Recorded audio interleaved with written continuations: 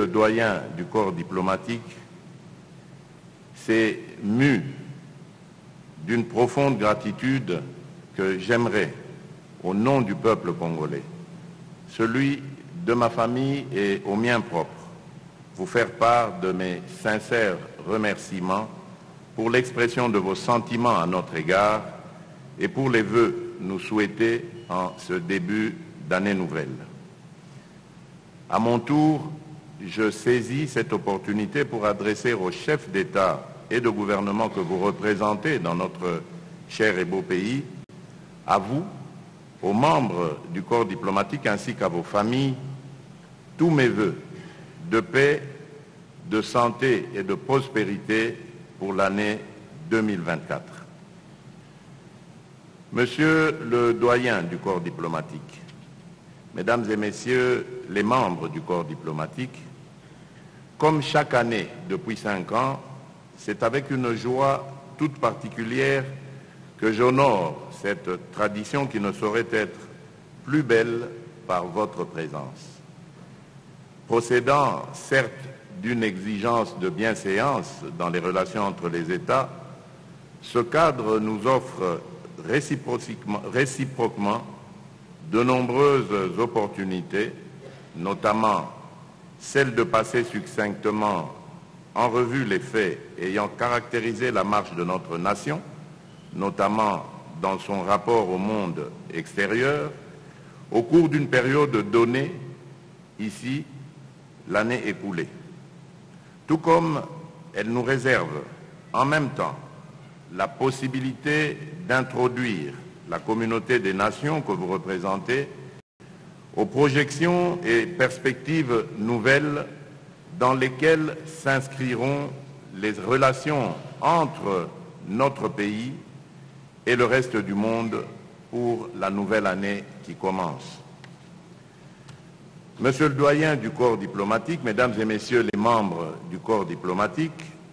l'année 2023 a été marquée par de nombreux événements et de faits marquants dont vous avez été, par votre présence, témoins. Intervenant quelques jours à peine après ma nouvelle investiture comme président de la République et gardant à l'esprit la triste résurgence des changements anticonstitutionnels de gouvernement sur le continent et le recul des libertés fondamentales, je m'en voudrais de ne pas revenir en premier lieu sur les élections générales qui se sont tenues ici, en République démocratique du Congo, le mois dernier. Ces scrutins,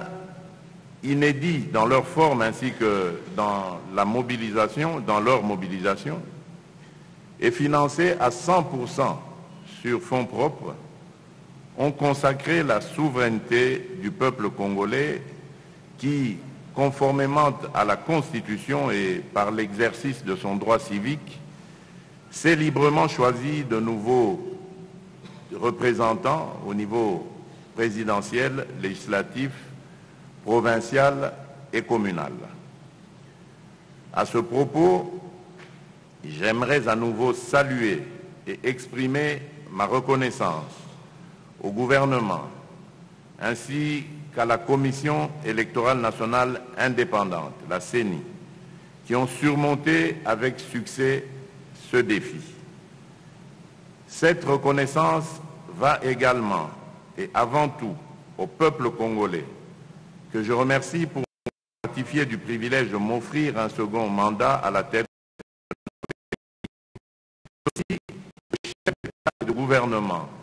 à leurs représentants et aux délégations de haut niveau qui ont rallié Kinshasa le 20 janvier dernier pour assister à la cérémonie de mon investiture. D'apparence anodine,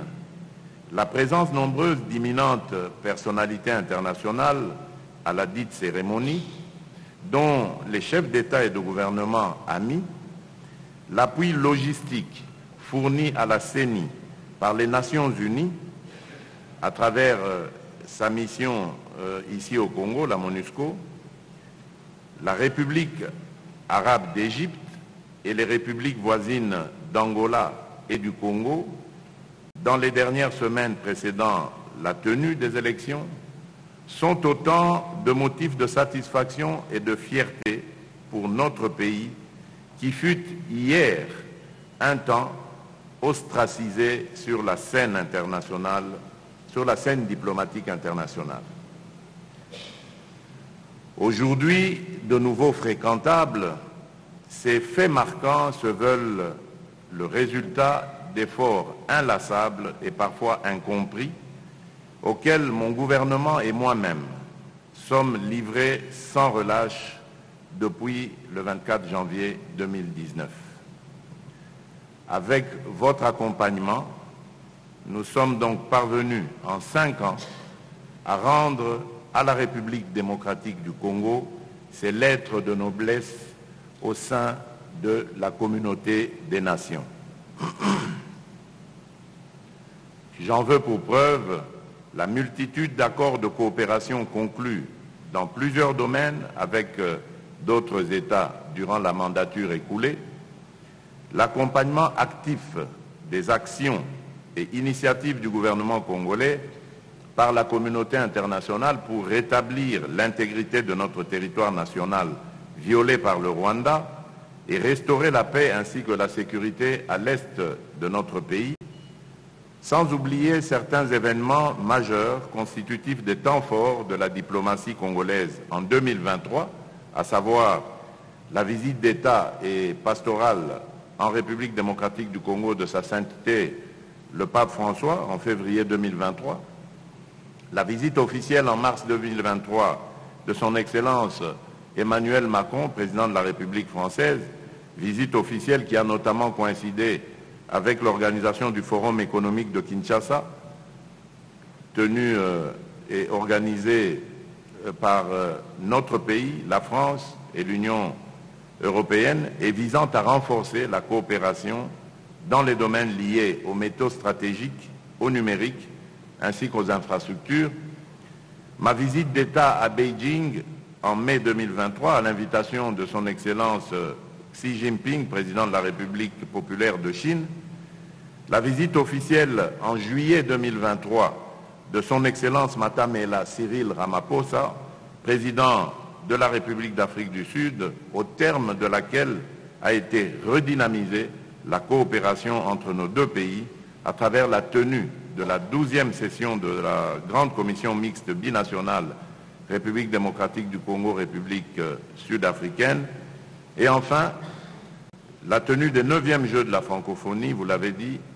Monsieur le doyen du corps diplomatique, organisés à Kinshasa du 28 juillet au 6 août 2023 notamment. Monsieur le doyen du corps diplomatique, Mesdames et Messieurs les membres du corps diplomatique, j'évoquais dans mon introduction le contexte politique caractérisé sur notre continent par la résurgence de changements anticonstitutionnels de gouvernement, le recul des libertés fondamentales ainsi que la fragilité des institutions. À cette ombre, de belles et notables éclaircies maintiennent toutefois l'horizon de la démocratie en Afrique, comme en témoignent les différents scrutins tenus sans heurts dans de nombreux États africains et pour lesquels j'en félicite les heureux vainqueurs. Par ailleurs, nous notons avec satisfaction les avancées significatives du processus de réconciliation nationale qui prend cours en République du Tchad sous notre facilitation, conformément aux résolutions de la Communauté économique des États d'Afrique centrale, la CEEAC en sigle. Au rang des dites avancées, il revient de relever l'adoption par le peuple tchadien d'une nouvelle constitution qui doit aboutir à l'organisation prochaine d'élections générales, ce pourquoi nous les félicitons et formulons le vœu que rien ne puisse plus surgir pour perturber la marche consensuelle prise par cette nation vers la consolidation de la paix au Tchad. Dans le même sens, la sagesse et le réalisme avec lesquels les chefs d'État et de gouvernement de la Communauté économique des États de l'Afrique centrale ont géré la crise politique gabonaise force l'admiration et mérite les encouragements de la communauté internationale. Il est impérieux que les engagements pris par les dirigeants de la transition, la classe politique et la société civile soient respectés par un atterrissage en douceur de la transition par des élections démocratiques en vue d'un retour réussi à la normalité républicaine et au régime constitutionnel démocratique. Monsieur le doyen du corps diplomatique, Mesdames et Messieurs les membres du corps diplomatique, en dépit des progrès remarquables relevés ci-dessus, l'existence de quelques points chauds en Afrique doit nous préoccuper. Je pense particulièrement en ce moment précis à l'enlisement de la situation politique et sécuritaire du Soudan, mettant en péril nos frères et sœurs soudanais ainsi qu'une civilisation millénaire.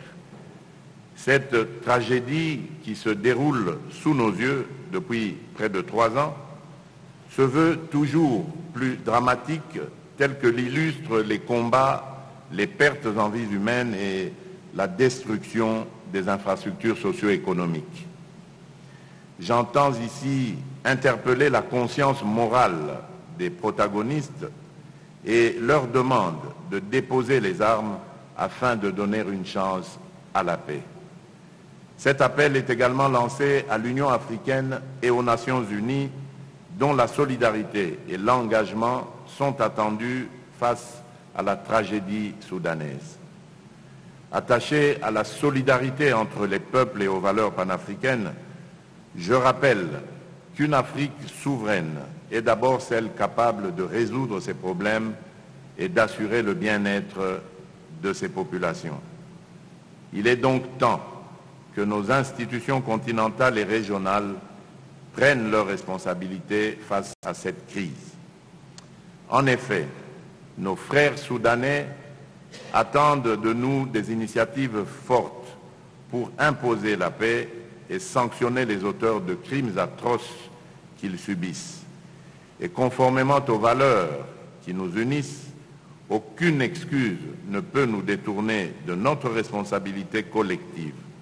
autant que le principe de subsidiarité consacré par l'acte constitutif de l'Union africaine ne peut exonérer au profit des seules communautés régionales notre organisation continentale,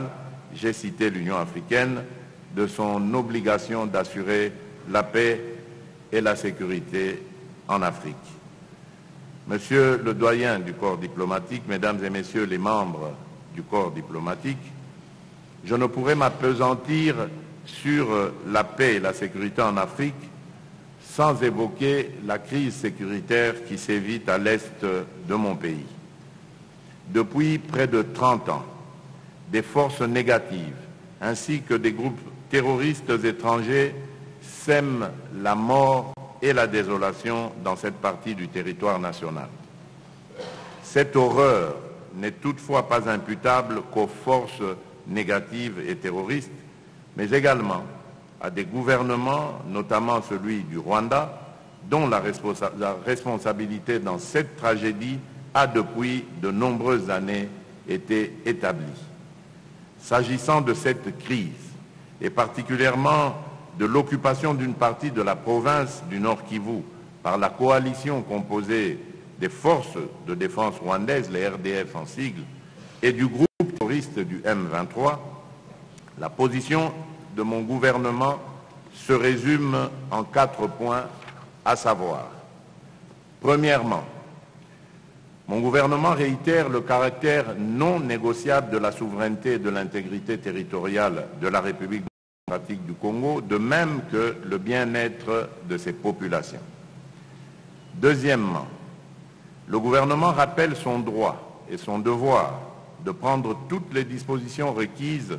pour défendre l'intégrité territoriale et la souveraineté de notre pays et sécuriser nos populations ainsi que leurs biens. Nul n'a le droit de l'en empêcher. C'est pourquoi, en ma qualité de commandant suprême de nos forces armées, je rassure une fois de plus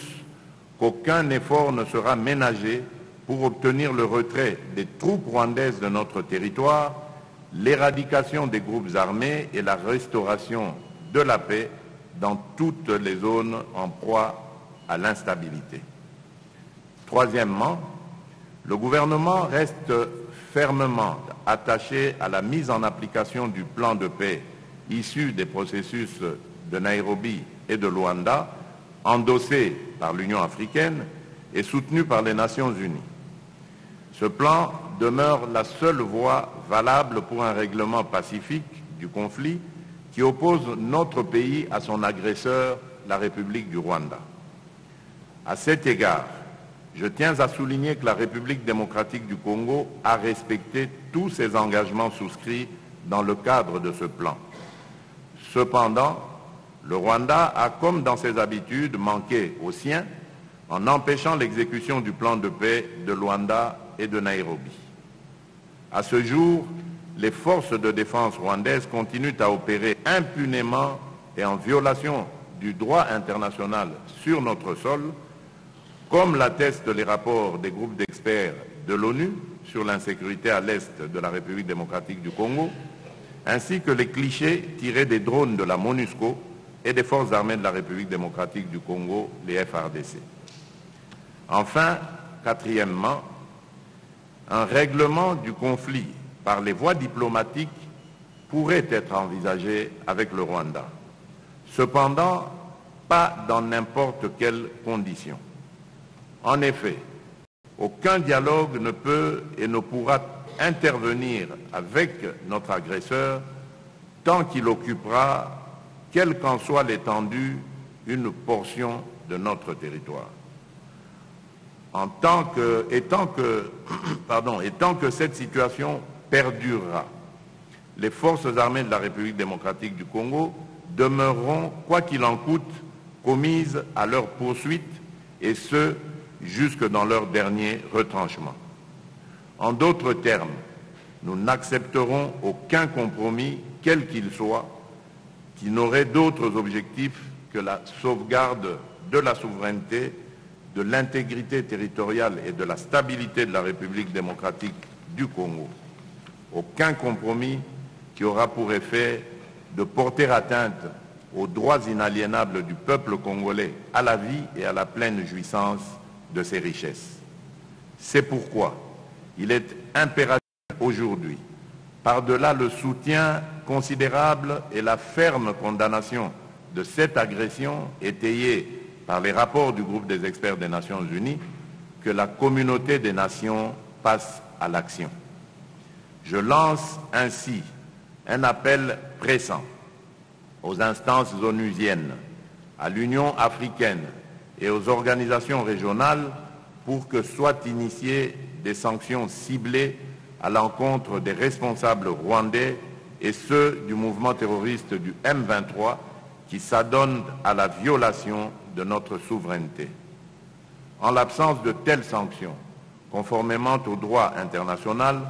le Rwanda et ses alliés persisteront dans leur défiance face à la stabilité internationale sans craindre des répercussions. Avant de refermer ce chapitre consacré à l'évolution de la situation sécuritaire à l'est de notre pays, je ne pourrais manquer d'exprimer ma satisfaction ainsi que celle de mon gouvernement en rapport avec le plan de désengagement complet, progressif, ordonné et responsable présenté par la MONUSCO au Conseil de sécurité des Nations Unies et adopté à l'unanimité le 20 décembre dernier en vue du retrait définitif du contingent onusien déployé sur notre territoire. Je saisis cette occasion pour saluer, tout en les félicitant, le sens de responsabilité, l'esprit constructif et le réalisme des membres du comité conjoint gouvernement congolais MONUSCO, rédacteur de ce plan. Je voudrais aussi saisir cette opportunité pour saluer le déploiement dans la province du Nord Kivu de la force régionale de la communauté de développement de l'Afrique australe, la SAMI-DRC en sigle, venue en appui au FARDC dans les opérations menées contre la coalition RDF-M23. Monsieur le doyen du corps diplomatique, Mesdames et Messieurs les membres du corps diplomatique, en ce début d'année et au moment où le peuple congolais vient de me renouveler sa confiance, je tiens à rassurer tous nos partenaires, publics et privés, nationaux comme internationaux, de notre volonté à maintenir le niveau d'engagement jusqu'ici enregistré avec la communauté internationale. En effet, la République démocratique du Congo demeurera un espace de coopération ouvert à tout partenariat gagnant-gagnant dans le strict respect des lois nationales et conforme à son nouveau projet de société. Un projet de société conçu à travers 6 engagements, à savoir, premièrement, l'engagement à stimuler la création d'emplois en encourageant l'entrepreneuriat, particulièrement chez les jeunes et chez les femmes. Deuxièmement, l'engagement à protéger le pouvoir d'achat des ménages en stabilisant l'inflation et en contrôlant le taux de change. Troisièmement, l'engagement à offrir plus de sécurité à nos concitoyens et d'assurer avec plus d'efficacité la sécurité et l'intégrité de notre territoire national. Quatrièmement, l'engagement à diversifier et accroître la compétitivité de notre économie en mettant l'accent sur la transformation locale de nos produits agricoles et miniers et en exploitant ainsi pleinement nos ressources nationales. Cinquièmement, l'engagement à améliorer l'accès aux services de base à travers notamment l'extension de programmes phares tels que ceux de la couverture santé universelle, de la gratuité de l'enseignement, ainsi que du plan de développement local des 145 territoires. Et enfin, sixièmement, l'engagement à renforcer l'efficacité de nos services publics afin de les rendre plus accessibles, réactifs et adaptés aux besoins des citoyens. C'est donc à la lueur de ces engagements que se développera l'action gouvernementale au cours de cette nouvelle mandature. Cette mandature sera également celle de la réaffirmation par le prochain gouvernement de notre engagement à lutter contre le réchauffement climatique en accordant une attention particulière à la transition énergétique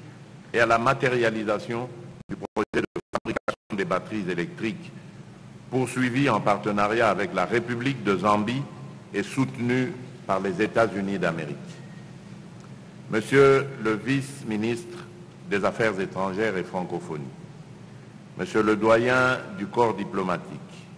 Mesdames et Messieurs les ambassadeurs et chefs de mission diplomatique et de postes consulaires accrédités en République démocratique du Congo,